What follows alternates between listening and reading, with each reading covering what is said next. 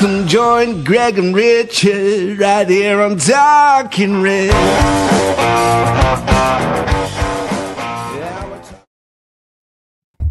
Hello and welcome to Talking Reds, a Nottingham Forest podcast.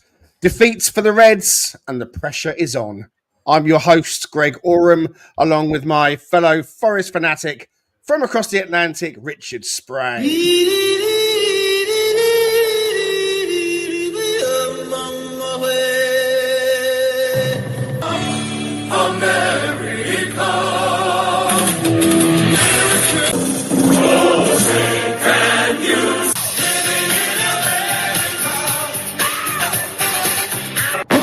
From now on, it's going to be America first.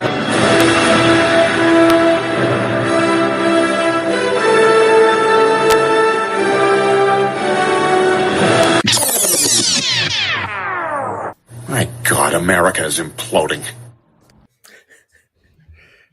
Needless to say, I didn't have the energy, the motivation, or anything else to create an intro since the final whistle has blown. So I went into the archive and dug out one that we've had before and thought, let's use that one. There's a little bit of inspiring Avengers stuff to maybe cheers up.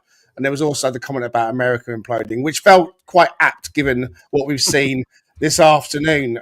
How are you, Master Spray? Better than I was about, a couple hours ago. But yeah, I'm doing all right now. Had a chance to get a little bit of a nap in. Watch some other things, some episodes of Friends to get myself in a good frame of mind before we started this episode. So yeah, I'm all right. Hanging in there. Someone once said it's a funny old game. Well, that's as maybe, but I'm not laughing. And I'm sure no Forest fans are this evening. Defeat is never fun as a football fan, especially when there's so much at stake. And it's the business end of the season. But look, we need to stay focused and we will stay positive, even if it is incredibly hard to do so.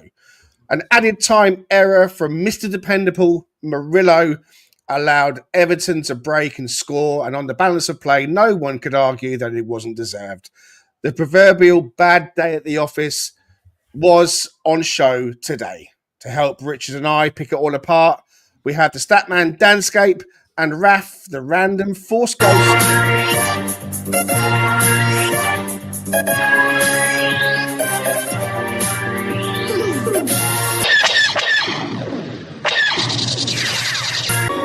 Obi-Wan Kenobi. You're my only hope. These aren't the droids you're looking for.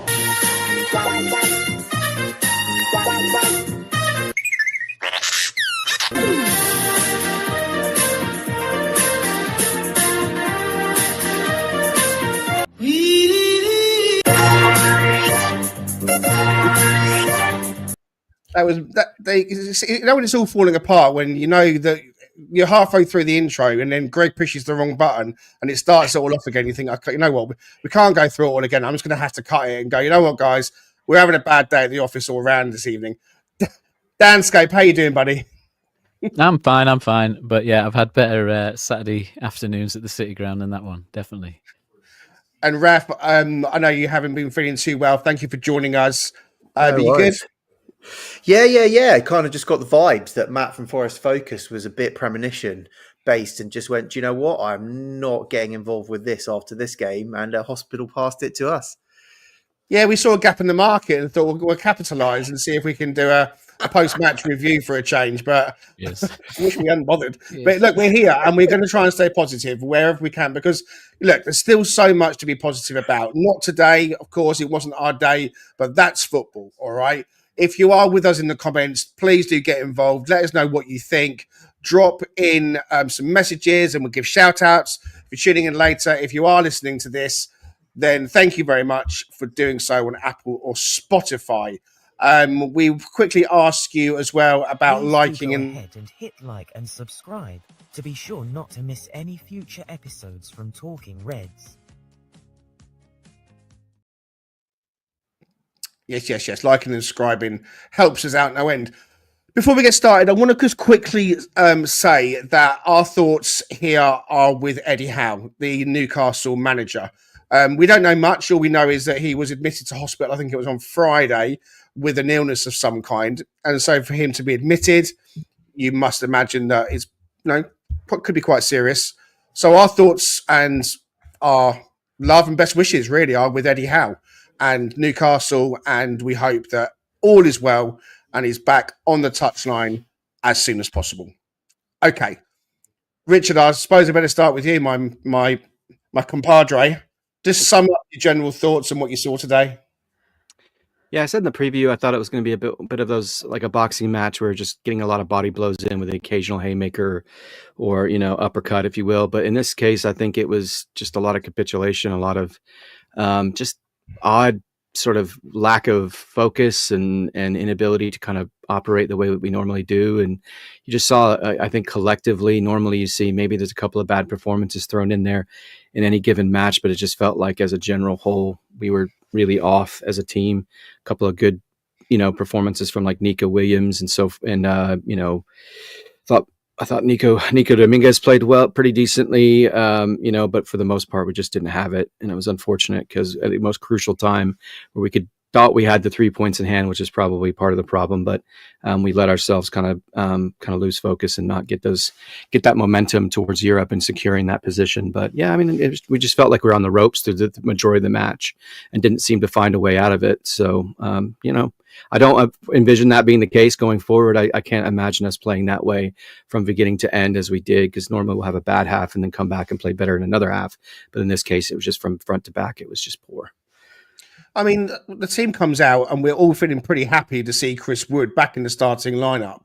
No Elanga on the bench and Jota starting in his place, you would say. And Dan, you were at the game, and so the pre-match tifo from Forza Garibaldi looked amazing as ever, and the Forest Are Magic banners were out, and it, certainly had the feel of like, okay, look, we've had our defeat against Villa last week. We came away from that feeling really positive with the second half performance. We put so many chances at their goal, narrowly flashing wide. I said in the pre-match show with Paul and Scott the other day, yeah, we're going to win 4-0. All those chances that we had against Villa, that's just going to be the prelude to a great day at the City ground. And it was anything but in the end, wasn't it? With the chances that were like few and far between. But take us back to team sheet news. Take us back to you taking your seat in the ground, Danscape. How were you feeling, and did you see this one coming? No, definitely not. I thought we'd, especially when you see the team news, I sort of thought we'd get off to a good early start. And it always felt to me like a game where if we went ahead, they haven't really got anything to fight for, and we'd be able to see it out fairly comfortably. But the way it unfolded was different to that. So just going back to the team sheet, I suppose it was good to see Chris Wood in, but as I said in the group, it's kind of like it's a tough game to come back into for a centre forward, because you are going to have an absolute battle of a game. You're going to get a couple of chances, but the rest of the game, you're going to be battling a couple of giant centre backs. You're going to have to do a lot of work. So it's a tough game for him to come straight back into in this particular one. And I think I was more concerned that Elanga wasn't playing and that we were playing Jota potentially as a wide player than I was having Chris Wood back as a positive, if you like, to even it out. Because I thought the one thing that the Everton fans talk about and the one thing we know is Elanga's pace. And our pace and our wide players is what really scared them. I don't think they're too worried about a centre forward up against their centre backs. It's the wide players, it's the pace, it's all that. So I was a little bit sort of like, not sure I like that. And I wondered whether we'd be better, if Elanga's definitely not playing, whether we'd been better going to the back three to get the width from Nico Williams, who's got the energy, and push Murillo on a bit, who I'm sure we'll sort of come on to. Well, not his best performance, but maybe in another position he could have had a bit more freedom. I was a little bit concerned at that, but I still thought we'd come out early. We'd come out with a bit of confidence to think, right, let's get a goal. And I didn't think they would come back into it then. And I don't think they would have. They weren't great. They were just better at us at winning the competitions in those key areas to stop us. Slightly concerned at that lineup, but it still felt like it was a sunny day by the Trent. Everything was, in our favour to just go out and you get another 3 points on the road to the ultimate goal. It's funny though, because he wasn't playing as a right winger, Jota, really, was he? I mean, at certain times it was more like 4-4-2, and he was trying to do a bit of an overload at times, and he was on the left-hand side. I mean, our brightest moments that we had were Jota moments. He was able to find a pocket of space in the penalty box. In the box, he's great. Yeah, it's that build-up bit there. Yeah. He can't do that Elanga role of moving about because some of his passing was really sloppy, and that created the groans in the crowd. That just created the negative energy that was sort of building up. I thought, I didn't think it was a great atmosphere. I thought it was a bit of we sort of expecting to get something, and nothing happened to kind of get things going. It all sort of went in their favour, the challenges and things like that. So we never really got going. But yeah, it's. I didn't think Jota was great in my view. No, well, listen, there's a lot of players on that pitch that weren't great. He wasn't the only one. And when you're talking about sloppy passes, we can list players, we can list the passes that didn't come off. And that pass that Jota tried to push out to Callum Hudson-Odoi on the left, which really was a textbook pass, he messed that one up. Raf, I mean, when it comes to the shape and how we were kind of set up with Jota playing as kind of a man next to Wood. Do you agree with Dan that maybe the back three on reflection might have been a better option going forwards? Or were you feeling pretty confident when the team news came out? I don't actually think the shape really mattered as to how we played today.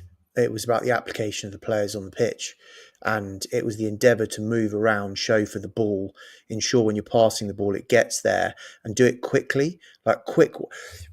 Villa, right, we got smashed first half, but the second half was just players moving around, crisp one-time passing, movement off the ball, progressing the ball through the lines with really intelligent passing. And that's why, even though we lost, lots of us came out of it with quite optimistic view. And we're thinking, do you know what? Everton are not a quick team. We can pass around them. Even their own fans were not particularly optimistic about the game. So when I saw the lineup, I went, there's enough here for us to be able to do what we need to do. I just think it was the application on the game. Now, Wood might be rusty, for example, coming back. But it was just too much where you just looked and we were static on the ball and you're looking around to go, where am I going to pass the ball? And it's like Everton had an extra player on the pitch the entire time. And then midfield, and this is what I always say in our preview games, the battle is won in the midfield. And we totally lost the midfield battle today. This wasn't enough. And even when Nuno sprinkles the magic salt at half time, and usually we come out fighting, that didn't even work today at all. It was an all-round bad day at the office. Formations I don't think would have actually helped at all. It was just the players on the pitch and putting in the endeavour. No, I hear you, and I think you're right. I guess I agree with you. The midfield was the area where the battles were being lost. If we have a different shape and a different midfield and we're setting up slightly differently, then maybe, just maybe.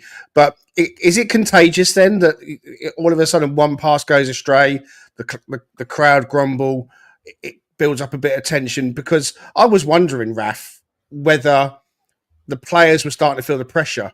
7 games to go with this one starting at 3:00 today. They're in the 3rd place of the Champions League. I was saying to Richard off air, go back to our first season when we come up. At this point, Arsenal were challenging for the title and their players bottled it more or less. They couldn't quite get themselves over the line because maybe the nerves kicked in. They maybe just didn't have it in them. And with 7 games to go and the Champions League there for the taking for us, and it still is, are the players feeling the pressure, do you think? Are they feeling the pinch? I'd love to kind of lean upon all of my professional footballing experience and how I manage my nerves, but unfortunately there's zero in that locker. So, but what I would say is for those that have been at Forest throughout the last 2 seasons, is their 3rd, or they were here last season, all of our running has always meant something. We've been going out and we've been under the pump, under pressure for every game. Like Nuno said, it's a different type of pressure, but it's still pressure that we're still feeling right now. So I really hope it's not, but I really, really hope, given how great our home record was up until now, no losses since November, right? I really hope there wasn't an air of we've got this before we did, of just players walking out going, there's divine right to win here. The fans are going to be massive. The sun's out. This is absolutely brilliant. But and maybe with, when things do start going awry, you might start panicking a little bit going, my gosh, is today not our day, as it were. However, when you then have Yates being brought on to kind of then G up the troops and everything else as well, you kind of expect a bit of a response. You start pinning a few passes together and suddenly it clicks into gear. I mean, we saw that with Villa. Like first half, nothing was sticking. And then suddenly second half, everything was sticking. So there's enough to be able to turn it around in a game. It's just, where does that inspiration come from? And that to me is the issue, is if things aren't going right, and you can't have Nuno walk on the pitch halfway through a half to then give some messages to people and tell them to start playing differently. Who are those individuals that are going? Because we have, this is now happening a bit too often for my liking, that we go through a whole half where it all goes a bit Pete Tong, and then we have to have Nuno fix it at half time, and then we play better afterwards. Who are those leaders on the pitch that can get that fixed in the middle of a half and try and do that as well? So that's a bit of a question that comes out today, but I'm not going to be a negative Nelly all this time. I do actually see some positives that do come out of this, and it's not the end of the world. Scrappy first half, Richard. I mean, there was not a lot going on, and 25, 30 minutes in, we're in the WhatsApp group, all of us, having our say, and just hoping for a bit of inspiration and hoping that something can be fixed at half time. But in the first half, we saw Sells make a decent save from Garner. So he, again, as much as it's not going well, Sells is still doing his job. I suppose he's possibly one of the only ones that will come away with a bit of credit today. And there's the Jota header on Pickford, but again, I think Ndiaye had a head on Sells. So there was like little half chances, not a lot going on. How much of it do you think was down to possibly missing Elanga, Richard? Do you think that his pace and his energy can be infectious for the rest of the team? I think so. I mean, he definitely creates some excitement, and every time he touches the ball, you feel like if he can go out players like we expect him to, he can do something very, very special. We know that the finishing wasn't there in the match against Villa. I would say too, it was bizarre to me how quite frequently, there was one play where Sells just booted it out of bounds off of a goal kick, and then there was trying to play the ball long because Wood's in the game, and we think, okay, we'll play it so he can hold up, and his touch wasn't good. And it was like, but they're going to continue to play deep. They're not going to play in a more advancing sort of position in terms of their line. So why do we keep booting it forward when we don't have the pace to get behind them? I don't know. It just seemed odd to me, like mentally how we were managing every moment. And then when we would get the ball at our feet, we were being indecisive or not, connecting, as Raph alluded to. And you talked about, Greg, with that pass that Jota had where he basically tapped it, a few inches in it when he really should have just easily been able to get to serve it to Callum Hudson-Odoi to cross it in. It just holistically, it just felt like nobody's mind was really switched on significantly other than Sells. And I thought Nico played well. I didn't think Ndiaye actually did a whole lot in the match. I mean, he had a few moments where he kind of got some space. There was one play, I think, where Tarkovsky off of a free kick, launched it over, and you could see us again kind of, not paying attention and losing focus in that back line, and him getting behind us. And thankfully Sells managed that really well, as he does quite frequently. So yeah, I just felt like from front to back, aside from maybe what Dominguez was doing in the first half and what Nico did, I thought Anderson, at times too, played pretty tenaciously from a defensive standpoint to try to get a tackle in and get the ball back and, so forth. But yeah, just comprehensively, we just weren't there mentally, I think, in terms of playing the game the way that Noah can. Dan was just saying, Richard, that and it's, he's got a point. Wood coming back into a game against Everton was always going to be tough, but he's got to come back at some point. I mean, the games are running out, so it's when do you bring him back? Because you've got to get him back into the swing of things. If he's going to be rusty, we need to start shaking that rust off sooner rather than later. I didn't expect him to play the whole 90 minutes. I'll be honest about that. I kind of thought maybe with 10 minutes to go, he'd bring Sosa on and mix it up a little bit, and just to try and see if there's any, put Elanga down the middle and see if we can just try and go a bit. We're going to go long, try and use his pace a bit to get him around the back or something. But we kept him on. So were you a bit surprised that Wood doing the full 90? I mean, we don't play Spurs now until a week on. We're on Saturday, aren't we? So we got 9 days. So we got a longer break, so the recovery time. But did that puzzle you a little bit, maybe? It did puzzle me a little bit. And frankly, I mean, just the way that Elanga played when he came on, too. I mean, I don't think he affected the game whatsoever. Right. And so it makes you wonder, did he hope he could get a good spurt out of him. I mean, he clearly understands his fitness level. He understands what he's, conversations have happened. They're understanding exactly how he's feeling, how comfortable he is. But to Dan's point as well, in regards to Wood, I thought he moved around pretty decently in terms of drifting back to get, try to, break up some play in the middle and kind of assist that midfield.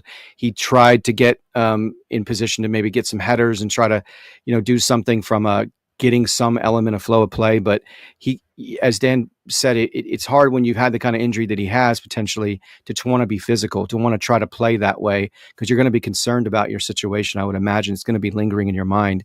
But I thought, why?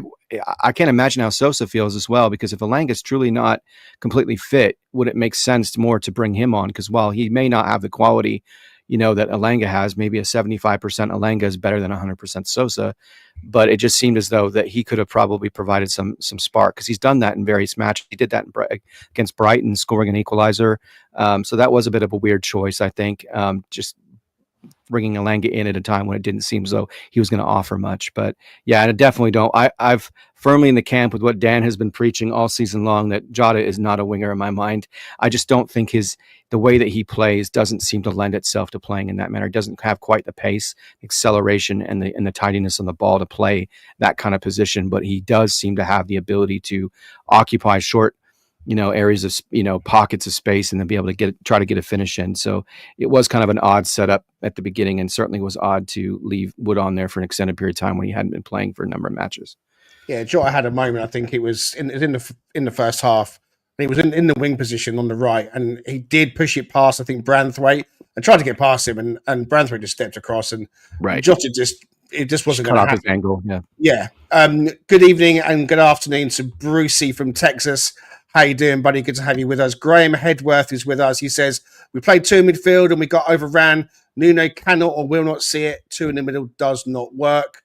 Our good friend Alan Merriweather is in the comments. He said, I think it was to Raf's point earlier, that leaders do indeed need to step up. And our good friend Paul Morley says, evening chaps, late to the party. I'm not quite sure we're having a party, Paul, I'll be honest with you about that. But he says, get yourselves a belly full of steak and a couple of glasses of red and everything will feel better. I can attest to that as well. All right. Dan, I mean, look, second half was all Everton. We really needed Nuno to get into them at half time, as he has on occasion, more than one occasion. But apart from 5 to 10 minutes maximum at the start of the second half, it was all Everton. What was the feeling like in the crowd going for the second half? Was it a case of, okay, we're having a shit day, let's just grab the point and get the hell out of here? Was it? I don't know with that. There was a lot of anxiety. There was a lot of, the groans got louder, the frustration got louder. It felt like everybody saw that it was just one of those days when the performance wasn't going to kick in. There was no point when it felt like all of a sudden we were gonna change. We had a couple of spells with Hudson-Odoi starting to get, he's close to his trademark, and he had that one that you were just hoping he was going to hit. But I didn't think he had a good game. I didn't think he was up for it. I didn't think he wanted to get on the ball enough. To me, there was just that feeling that a few of the players were sort of further apart than they normally are. They're sort of staying away from the ball, not completely thinking, right, I want to get involved and get on the ball. And I think that did just create that nervousness in the crowd. I think you could sort of just tell it wasn't that day. It wasn't a confident performance. We didn't. And I think going back to some of this discussion around Wood and player changes and that, it felt like we didn't have a clear game plan for this one. It felt like maybe we were working on one plan, and then Chris Wood became available and we sort of switched to another plan, or Elanga, his injury ruled him out. It just felt like we were a bit in between what we wanted to do. Sometimes we were going long and that wasn't getting anywhere.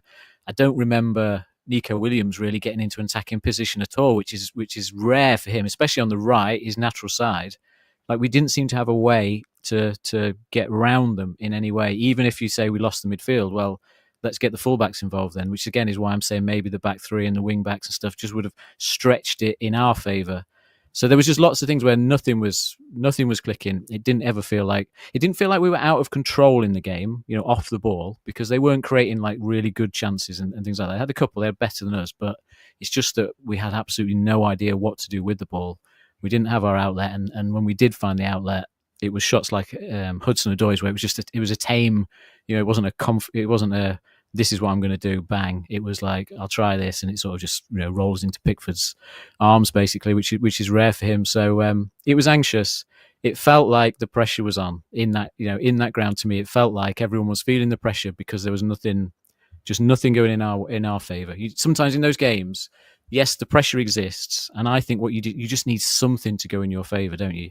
It might be like 3 or 4 tackles in a row. It's just that goal out of nothing, and once that happens, it just switches all the pressure off, and it becomes more of like a right, we're going to do this, and that just didn't happen. So it never got going.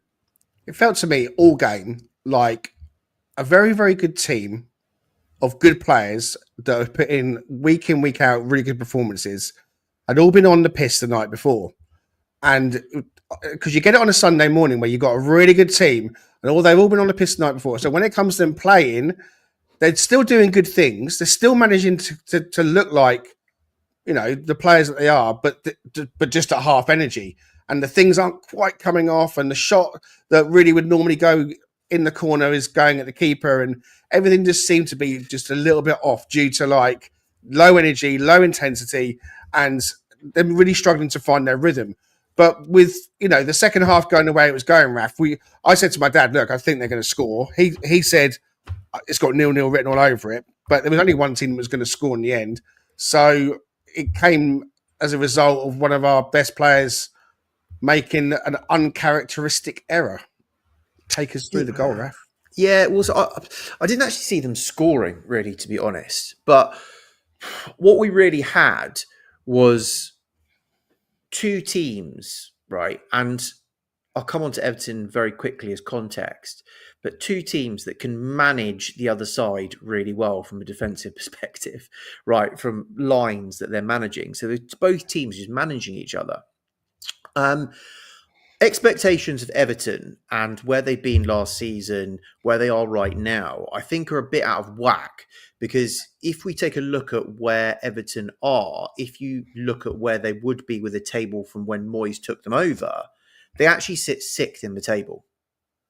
And they don't lose. They've lost 2 in 12 or something, right? So either win or draw. And they're coming to us. And so they're not going, they are going to be very defensively solid, which Moyes has got from them. Now, that is one of the things that we've always struggled with, though, actually, is breaking down teams that are very solid at the back. And we do that by getting them onto us, and then we break really quickly on them. Now, with no Elanga on the pitch, that causes a massive issue, right? Because we don't have the pace. Callum tried it a few times. Morgan got away, but then just got fouled and brought down. And they were way better at the dark arts than we were throughout that whole game of breaking the game up, which was their strategy. And, everyone gives us plaudits, or I think pundits are coming round to it, that we manage other teams and play to our strengths. They just managed us better than we managed them. That was it, right? They were more organised and they managed us better than that. And they are a really good team now at managing other teams. So that was it.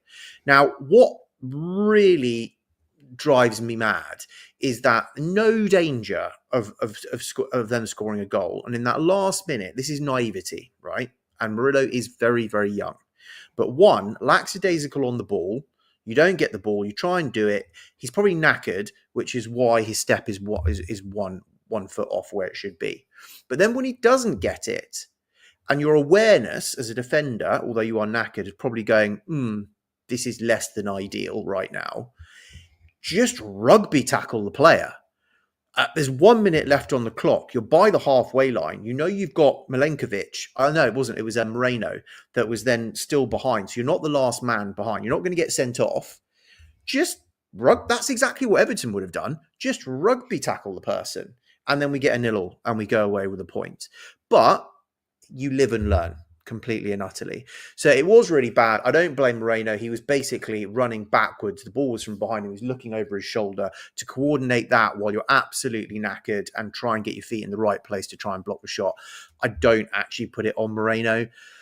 It was just really, really bad. 3-on-2. They scored. Fair play. But it all comes from, again, another lapse in concentration, which was littered throughout the whole game. Misplaced passes, the whole works. It was just fitting for probably how we lost. And it wasn't from a piece of genius from them. It was effectively a mistake from us not doing what we should do. Yeah, Nino said in the post-match interview that we were punished by our own mistakes. He was very honest about how it was today. You can only be honest, can't you, Rich? You can only say it as it was. You can't try and dress it up into anything else.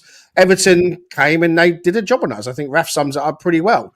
And you, Richard, have put together the most horrible graph I think I've seen all season. Because Nottingham Forest are magic, but just not today. So there's the fantastic tifo, and above it, just take us through what that is you've got there. Well, I think it just illustrates exactly what we probably already understood. So from that standpoint, it's probably not much value other than to make us feel worse. But I would say that, you could just see that there was no significant, because the higher those graph moments are, it illustrates the higher volume of pressure, right, that we're creating. And they had 29 touches in our box and we had 9 in theirs, when we didn't have a corner until the 92nd minute of the match. And I was thinking, okay, this is going to be something, as you pointed out, where the second half's going to manifest itself into something similar to Villa, right, where we course correct. It got worse. Like, that was the part that's just shocking to me about looking at this. I mean, maybe I should have understood that just through the optics of watching the match and understanding the flow of things from that second half. But it actually shows it got worse, which is so bizarre to me. I mean, it's just I know we use this phrasing oftentimes, a perfect storm of us just not playing the way that we can. Because even though, as Raf pointed out, the intelligence that we have from the manager down to all the players in terms of managing space, managing passing lanes, managing, pacey, tricky players on the opposing side and putting the right kind of defensive player on our side to match them up and be able to control them. I mean, the variety of things that we do well never seem to manifest itself through any point of this match. And you can see clearly that there was no magic, unfortunately. It just was not there. And that's what you hope for, is that it is truly an aberration, not just a bad day at the office, but an aberration in terms of how collectively things just didn't function. But yeah, this definitely, I put it together more as probably a cathartic thing for me to be like, this just pisses me off and I'm just going to put it on something and walk away from it. But no, I decided to, drag everybody else down with in my misery today. Sorry, guys. Good evening to Wolfie. He's with us. Says evening all. Christian says rough day. Feels like we're going to have to win 4 out of the last 6 now. Pat says we can't go into these games 2v3 in midfield. We always get overrun when we do this. He also thinks that the forced breakup of the squad, such as Aina and Alanga and Callum Hudson-Odoi, has hurt our chemistry. So we go into the next game, as I said, a week on Monday away at Spurs. And we're going to spend a little bit of time after this break just kind of looking at that fixture and the upcoming fixtures. We did this with Paul and with Scott in the previous show, just kind of like trying to get an idea about what kind of points we might need. We'll take a look at the table as well in just a moment. But it's just quickly time to show you some cheese. The Cheese Trader, based on Grape Lane in York, is a cheese lover's paradise. Home to some wonderful specialty cheeses, relishes and chutneys, and also with a fantastic street food menu. Try their loaded fries or posh cheese on toast. It'll be the best you've ever had. Owned by Forest fan Stu Freestone, the Cheese Trader proudly sponsors Talking Reds. Quote Talking Reds every time to get 10% off your order. The Cheese Trader and Talking Reds, the perfect cheesy mix.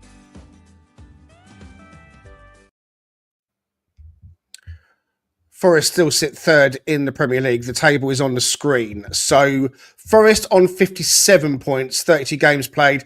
So Man City coming from 2-0 down. I mean, they only watched that game today against Crystal Palace. It looked like it was going to be a good day for us Reds fans. But Man City come back to win. I think it was it 5-2 in the end? I think the final score, something like that. So they became quite rampant. So Man City move on to 55 points. Villa are the movers at the moment, who seem to be enjoying a real run of good form. They move on to 54 points, again on 32 games played. Chelsea still to play in this game week. They're on 53. So let's say Chelsea win that game. They will move on to 56. They'll be a point behind us. And Newcastle still on 53, but they still need to play this game week, and they play also in midweek coming up away. I think away at Palace, or they're playing against Palace. So, there could be some real movers and a different looking table by the time we play Spurs a week on Monday, Danscape. Do you feel now that the Spurs game is a must win or a must not lose. No, not. We need to win 3 games. I don't care which 3. I don't think it becomes must win because it's sooner. Because I think you look at the fixtures that Villa have got. Yes, they're having a good run now, but their last few fixtures are tough, and they are against teams in this mix. Same with Chelsea. You've got all these other teams playing each other. I think this 2 weeks was always going to be like one where the table would shift the most, because those teams just below us have got like Southampton and Ipswich. They're going to pick up the maximum points. Whereas, give it another couple of weeks, and if we can just pick up the wins we need, which is 3, maybe 4, doesn't necessarily matter if it's the next one. As long as we can pick those up, then we can still do it. And I think going away to Spurs helps us, because I think it's kind of like they're as edgy as us. If something goes against them in that game, they can collapse quite easily if we get off to a good start there. We won't have as much pressure being away from home at this time, and I think that could help us in these last few games almost. It could flip a little bit because there won't be as much tension around the games, because it's starting to build about, oh my God, we might miss out and all that. So I think that might help us a little bit. And Spurs are still not, a consistently the good team. I mean, I think if you look at their form, it's still absolutely all over the shop. They can't really string results together. So I don't think this result changes my expectations for us going into that game. And hopefully the 9 days or whatever we've got in between will allow Elanga back, because I think that is crucial that we can get him back on the pitch, fully fit. Listen, I want to be positive, and I hear everything you're saying, and I agree with that as well. I just have that fear in me that when Forest implode, they implode. When things go wrong, it goes horribly wrong. Now, I'm not saying that's going to happen. Interestingly, when we've lost you, Greg, I counter you. I counter you. That's not this season. You can counter me in just a second. 1 minute. Yeah. What I was trying to say. And I've lost my train of thought now. Go ahead, Raf. Go. Oh, sorry, mate. No, I was just going to go. Forest of old, and that was my fear. We've got it built in our DNA. We implode and it all goes massively, massively, massively wrong. But your favourite word that we got applies to us this season. It's this bounce back ability factor where things go wrong. And I don't know if it's just us coast and everyone's just in dressing room party mode, and then we drop the ball and then everyone goes, oh, wait a minute. Oh, yep. Let's just do maximum effort again, right? And then we get back on track. But that's what's been happening this season. We don't suddenly go into this pit where we lose game after game after game with really terrible performances. So I'm genuinely, I am not into full desperation, manic depression mode yet at all by any stretch. And also, the Everton matchup doesn't suit us. It's never suited us, really, to be honest, when we play them, right? It just doesn't. And we never smash Everton and we come back going, oh, that was absolutely brilliant. But Spurs, Brentford, how they play our next 2 games, playing, if we can, exactly like Dan and all you guys are saying, we get everyone fit in the next 9 days, right? Get everyone actually to a game plan now that we've got everyone bar Ola back to play Spurs and hit them on the break with tons of room behind their line. Same with Brentford, should play into our hands.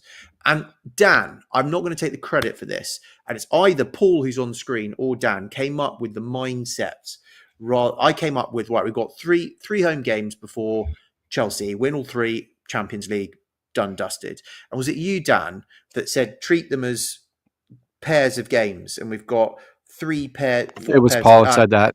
It was Paul. Yeah, right. Paul said that. So I'll speak for Paul. Right. So we had 8 games left, and we've effectively got them in 4 bundles of home away, home away, home away, away home. I think it is, right, or something like that. Home away, home away, home away, home. Okay, yeah. So it's just going about it and going right. In those 2 bundles, instead of saying just win the home one, you've just got to pick up 3 points from that bundle of 2 games. So we have I was going to say a particularly naughty word there. Not done too well with the game. You can say it. Actually, I think saying naughty words is something we should just do anyway. Yeah. So we did not do well today. But all we need to do to right the ship, and we are straight back on track with just winning our home games and being on Champions League, is just go to Spurs and pick up 3 points. And then this game is totally forgotten. Everything's hunky-dory, and we're way back on track. And that Spurs game, they're down there for a reason. It suits our style. Let's get it done. Yeah, I mean, what I was going to say before I forgot was that when we lose, we tend to lose in pairs, and it's the bounce back ability that comes back after that. We've lost like back to back games, like Fulham and Newcastle. I think we're back to back both times or something like that. If I remember, right. Someone will correct me, but it feels like we lost 2 in a row, and it looks really, really shit. There you go. I'll say the naughty word, and then we did bounce back, and we bounced back properly. So, I mean, you're right. I mean, Paul made a good point, and you've raised it again, that if you look at him in terms of double games, then picking up points in the pair is really important. Yeah, they're still in the Europa League, and if they do lose to Frankfurt, as Paul says on the screen, the place will be toxic. I mean, whether Postecoglou gets sacked straight away, it wouldn't surprise me if they go out to Frankfurt that Big Ange is given the elbow straight away, because I just think he's a dead man walking. You know, as soon as they go out, I feel like he'll be given the heave ho. So again, that throws in a different dynamic to it. We said on the pre-match that all of us comfortably thought that Everton would be 3 points, and we've got none. And the general consensus was that Spurs away will take a point and happily grab a point. Brentford, again, coming up on the Thursday, the 1st, which is a 7:30 kickoff. We talked about evening kickoffs as well.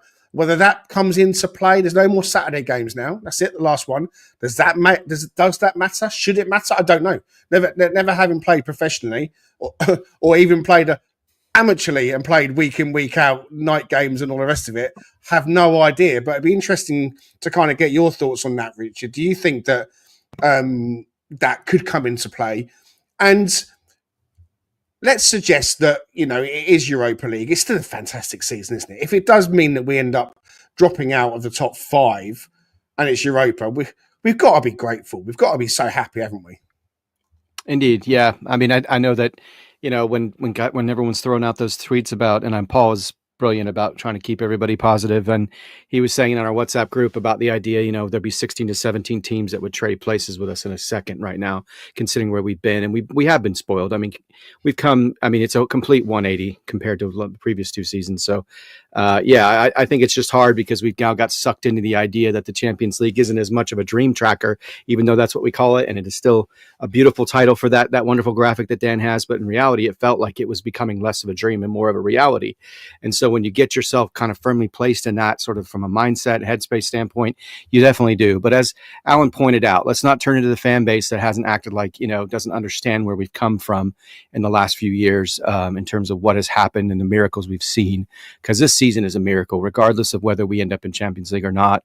We put ourselves in a much better position. I mean, there's still some revenue benefit from where we've ended up. But yeah, I mean, I'm trying to stay. I do feel more positive as of right now than I did like I said, 2 hours ago, because of what we've witnessed. Even though it is hard, and we can see all the great things that can kind of follow if we do make it to Champions League. But I think what today illustrated for me too is, you know, there's still that lingering piece of doubt as to whether we're structured in a way that we can compete in that, because we can't do what we did against, in how we played today, and most teams in the Premier League, let alone in the Champions League. But I think you're right, Greg. I mean, we've not lost more than 2 matches in a row the entire season.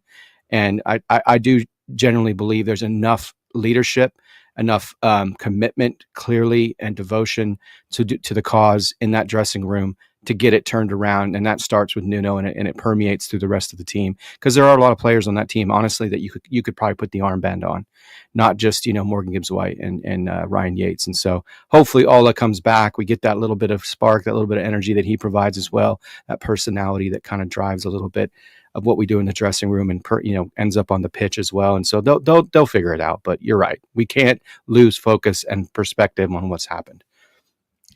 Danscape, you put together a lovely chart recently. I think we've got it here, which kind of looks at the remaining fixtures. We had it the other day, and we're putting it up now.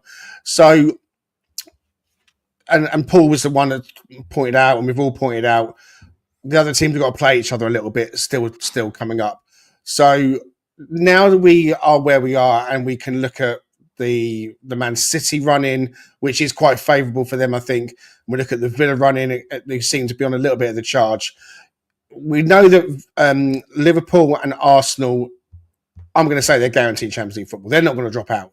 So there's 3 more places for 5 teams. It's 5 into 3. And I think, you know, Brighton getting the draw today, I think they were on the edge of it, if anything, Fulham aren't going to do anything at all. So Newcastle, Villa, Forest, Chelsea, those teams there, Villa, Chelsea, Man City, Newcastle, Forest, get my teeth back in. Having a look at the run-ins now and knowing what we know, how are you feeling about the next games ahead? I know that we've just talked about it. I know that we're saying, look, try and pick up a win here and 3 wins there or 3 points there and so on. But obviously football is a funny old game. And, you can go to Spurs and go to Brentford and things can fall apart potentially. If we're now saying that a Spurs defeat and the other teams picking up points just kind of starts edging us out, are we in real danger with the teams and the runnings they've got of us losing out on this? Well, there's two ways of looking at it. Like if we're feeling the pressure of being third and worrying about people catching us, then maybe it helps us to slightly drop out of it and then charge back at the last minute. Maybe that's a better mindset for us to be in. So that there's always that way of flipping it. Even if that did happen, there is a positive side of it. I think I don't think you can take a bad performance and say, right, you've got 6 more of those to come. I don't think that's just not realistic for us. We didn't get beaten heavily. We went out of this game. We lost by a stupid mistake. Otherwise, we'd have picked up a point. We'd have been disappointed. We'd have moved on. So in terms of us, we've got the fixtures there to pick up the points we need to do. This chart is color-coded in terms of kind of the green are the preferable fixtures based on the form of that team in their home and away games. So, Tottenham is actually showing us quite a good game because they're not very good at home. Their home form is poor. So that's not a difficult game for us on this chart based on the recent last 6 home games they've played. What I would say is effectively I'm a Fulham fan from now to the end of the season because they play Villa, Chelsea and Man City.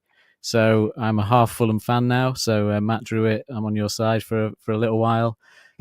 Because they can help us out. What we need is those teams at the bottom end, the Brighton and Fulham, and to some extent Villa, to take points off of Chelsea, Man City, Newcastle when they play them. So they drag each other down a little bit. So Villa playing Newcastle, for me, you want Villa to win that one, but then you want Fulham to beat Villa later on, if you know what I mean. So these teams start to just even each other out. There's kind of a perfect combination of results that can really help us, but we still got to do our own job. You know what I mean? If we lose a load of games, then we sort of don't deserve to finish in the top 5 because this league is incredibly hard, incredibly difficult, and you've got to play all 38 games and you've got to get the points you need. So, we can't, there's no way of looking at this and thinking, oh my God, if we're suddenly can't pick up a point that we can still qualify. We can't. We have to go out confident. We have to do what we've done all season and pick up some points against teams that, like Raf said earlier, where the style of play is that we can really get at them and it suits us, and we can surprise people and go to Tottenham and get a win, and we can take the game to Brentford and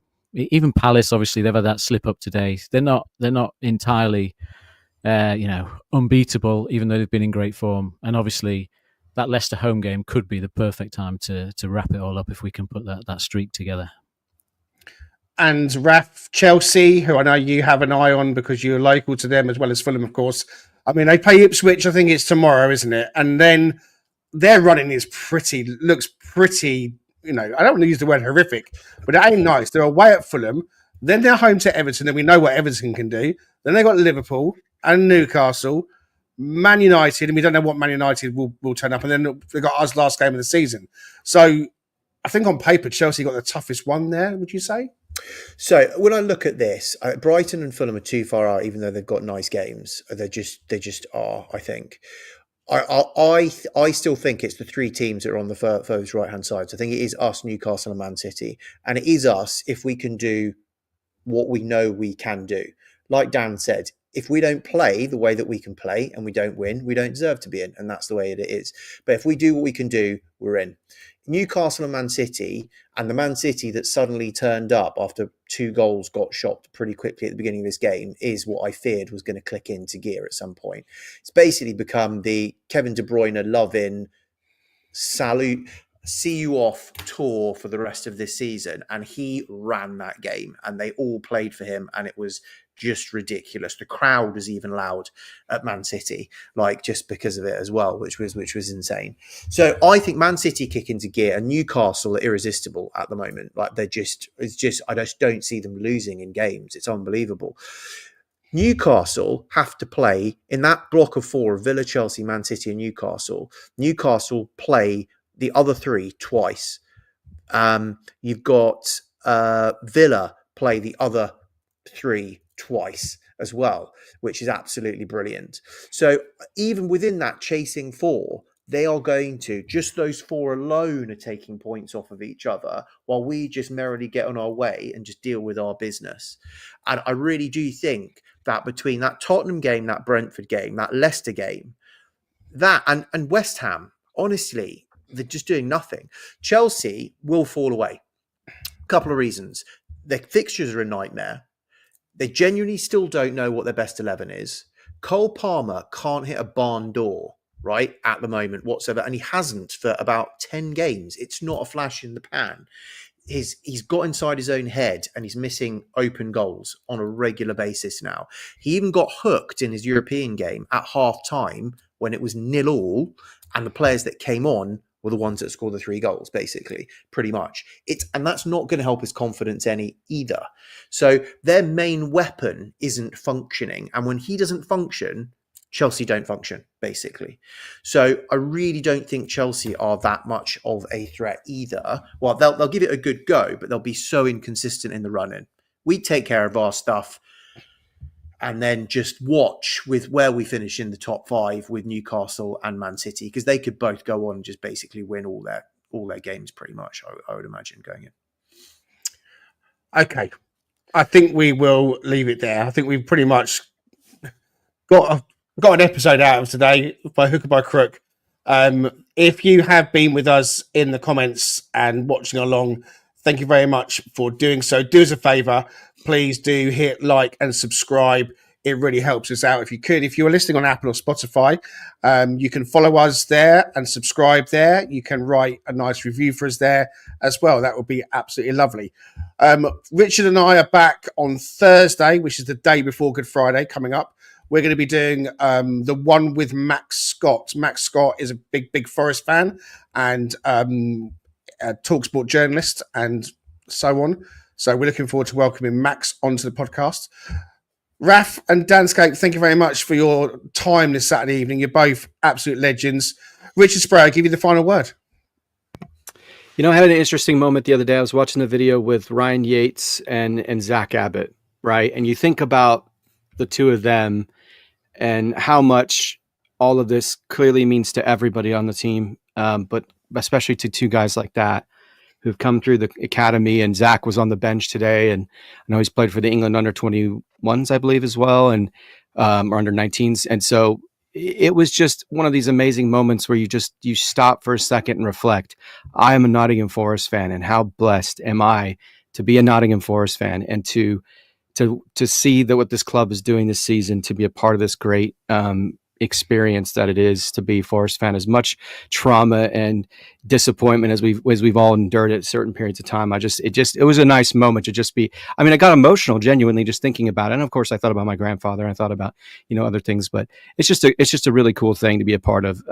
A community that genuinely just absolutely adores their football club and the city and everything else. So yeah, it was just a cool moment to see the two of them connecting and talking, and Yatesy, propping him up and saying, "Hey, you've grown so much." And I'm sure that means a lot to him coming from Ryan Yates, who captains the third, more often than not, and is the team captain, club captain for the third team in the Premier League. That probably meant the world to Zach, and it was just a cool thing to witness, and it made me feel very grateful that I get to support a club like this. So yeah.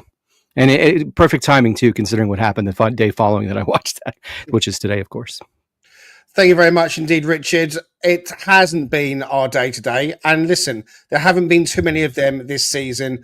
And when we have lost, we have to dust ourselves down. We have to go again. There's 6 games in the Premier League to go.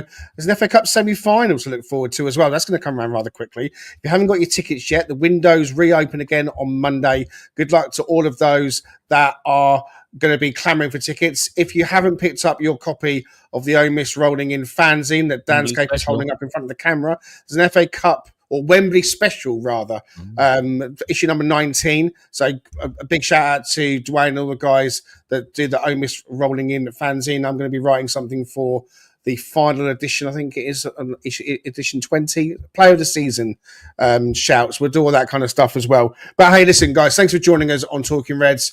Keep your chins up. And as Paul Morley says in the comments, have a glass of wine or two. That will sort you out. We'll see you soon.